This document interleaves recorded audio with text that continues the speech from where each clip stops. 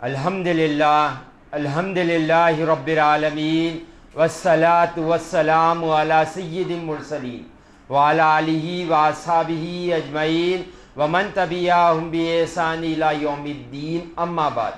میرے زندگی کا مقصد تیرے دین کی سرفرازی، میں اسی لیے مسلمان، میں اسی لیے نمازی۔ محترم و مکرم معزز سامعین کرام، السلام علیکم ورحمۃ اللہ وبرکاتہ۔ آج کا جو عنوان رکھا گیا ہے وہ پڑوسی کے حقوق پر رکھا گیا ہے۔ حضور پاک صلی اللہ علیہ وآلہ وسلم نے ارشاد فرمایا، پڑوسی کا حق ایسے ہی واجب ہے جیسے ماں کا حق بیٹے پر واجب ہوتا ہے۔ آپ کا جو پڑوسی ہوتا ہے اس کا حق آپ پر ویسے ہی واجب ہے جیسے ماں کا حق بیٹے پر واجب ہوتا ہے۔ حضور پاک صلی اللہ علیہ وآلہ وسلم نے ارشاد فرمایا، مجھے جبریل علیہ السلام اس قدر پڑوسی کی تاکید کرنے لگے، مجھے یہ اندیشہ ہونے لگا تھا کہ کہیں وراثت میں پڑوسی کا حق نہ ہو جائے۔ اس قدر پڑوسی کی تاکید کی گئی ہے۔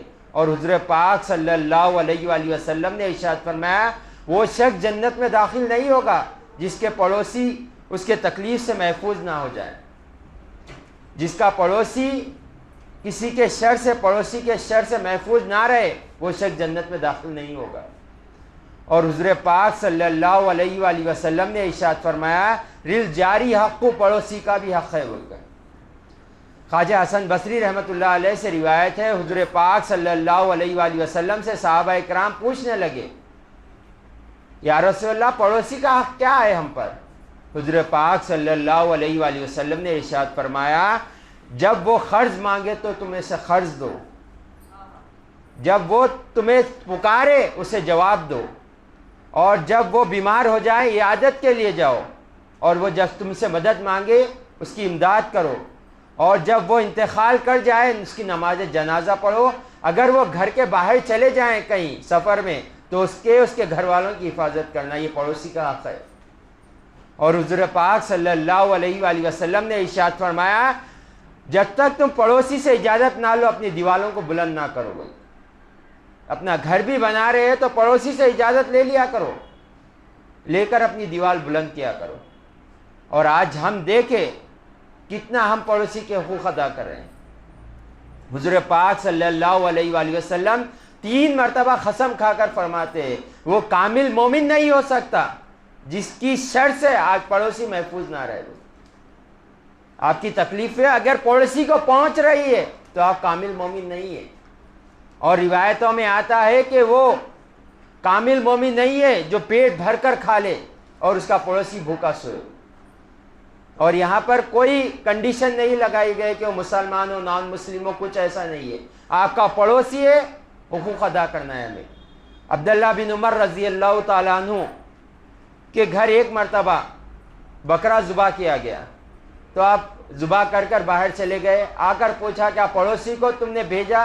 تو گھر والے کہنے لگے دھیان سے نکل گیا، بھول گئے۔ تو آپ اس قدر ناراض ہو گئے، اس قدر جلال میں آ گئے، آپ کہنے لگے کیا یہ پڑوسی کا حق ہے؟ خود کھائیں اور بازو والے بھوکے رہیں۔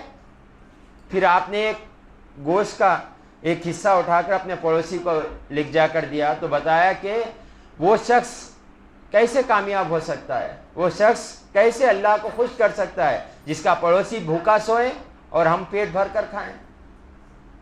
تو ہمیں اپنی زندگیوں کو دیکھنا ہے، ہمیں صرف اپنا ہی خیال نہیں کرنا ہے، ہم اچھا کھا لیں، اچھا پی لیں، اچھا رہ جائیں، ایسا نہ ہو۔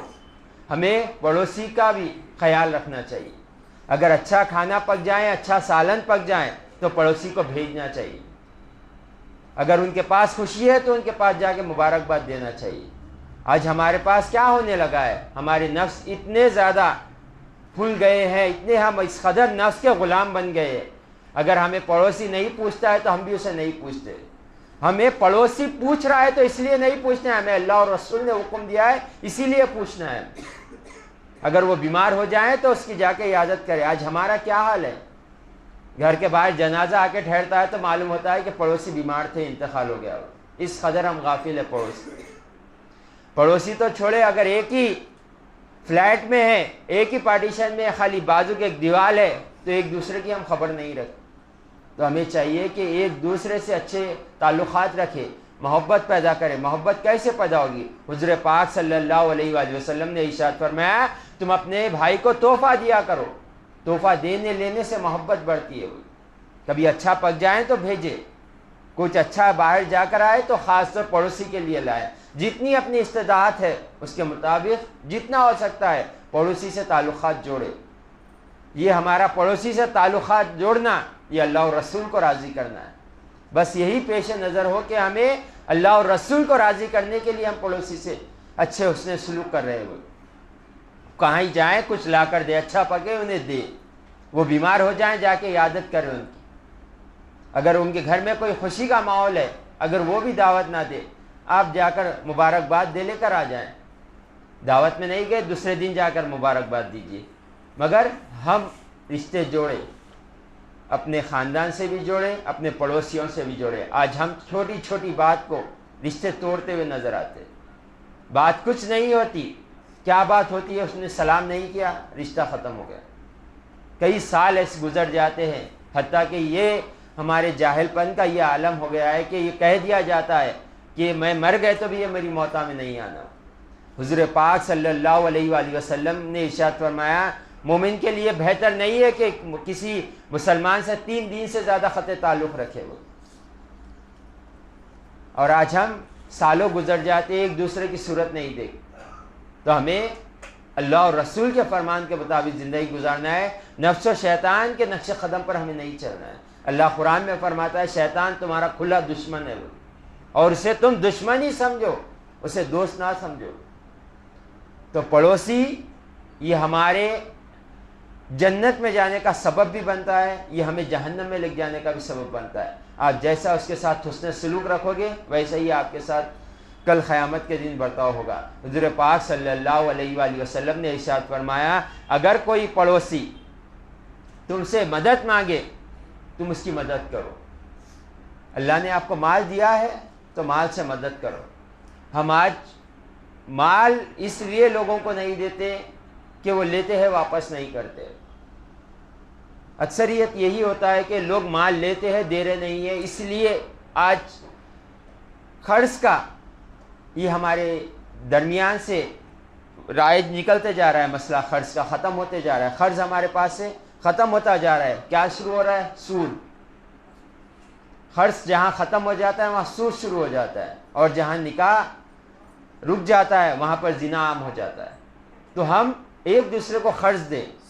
قرض دینے والا یہ نیت سے دے کہ میں مدد کر رہا ہوں, اللہ نے مجھے طاقت دی ہے, اگر وہ مجھ سے مہلت مانگے گا میں اسے مہلت دوں گا. اور لینے والا پہلے یہ نیت سے کر لے. حضور پاک صلی اللہ علیہ وسلم نے ارشاد فرمایا قرض لینے والا اگر یہ نیت رکھے میں اس کا قرض لوٹا دوں گا تو اللہ تعالیٰ اس کی غیب سے مدد فرمائے گا. اگر لینے والا یہی نیت سے لے کے میں اسے ڈبا دوں گا, کل قیامت کے دن اس کے نیکیاں دینے پڑیں گے, یا نیکیاں نہیں رہیں گے تو جس نے قرض دیا ہے اس نے اپنے گناہ اس سے دینا پڑے گا. تو ہم لینے والے بھی اچھی نیت سے دے, دینے والے بھی اچھی نیت سے دے. حضور پاک صلی اللہ علیہ وآلہ وسلم نے ارشاد فرمایا اگر کوئی قرض دیتا ہے اور اسے اس پر مہلت دیتا ہے تو اللہ تعالیٰ اسے کل قیامت کے دن ایسے انعامات سے سرفراز کرے گا جس کا انسان ذہن و گمان نہیں کرتی.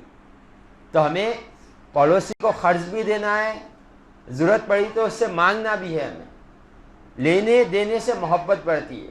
جو ہم سے ہوتا ہے دے, جو ہم سے ہو سکتا ہے ان سے بھی لے, تاکہ انہیں بھی شرمندگی نہ ہو. وہ پہلے کے بزرگان دین ایسا کیا کرتے تھے کہ اگر کوئی پڑوسی ان کا غریب ہوتا تو اس کی مدد کیا کرتے تھے. کبھی ان کی نفس یہ کہتی تھی کہ تو ان کی مدد کر رہا ہے تو وہ جا کر ان سے کچھ مانگ لیا کرتے تھے, تاکہ ہماری نفس کو یہ معلوم ہو کہ ہم بھی کچھ مانگ رہے ہیں. ضرورت نہ ہو تو بھی انہیں ایک دل کی تسلی کے لیے ہم بھی ان کی مدد کرتے ہیں. تو ہم ایک دوسرے کو دیکھیں, زندگی گزارے.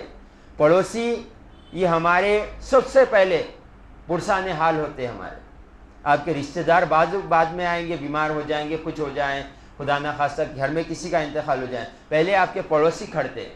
اور وہ پڑوسی کیسے کھڑیں گے؟ جب آپ اس کے ساتھ حسن سلوک اچھا رکھیں. بعد میں آپ کے رشتہ دار آئیں گے, آپ کے دور دراز کے لوگ آئیں گے, مہیلے پڑوسی آپ کے ساتھ کھڑیں. تو ہم پڑوسی کے حقوق ادا کریں. وآخر دعوانا ان الحمد للہ رب العالمین.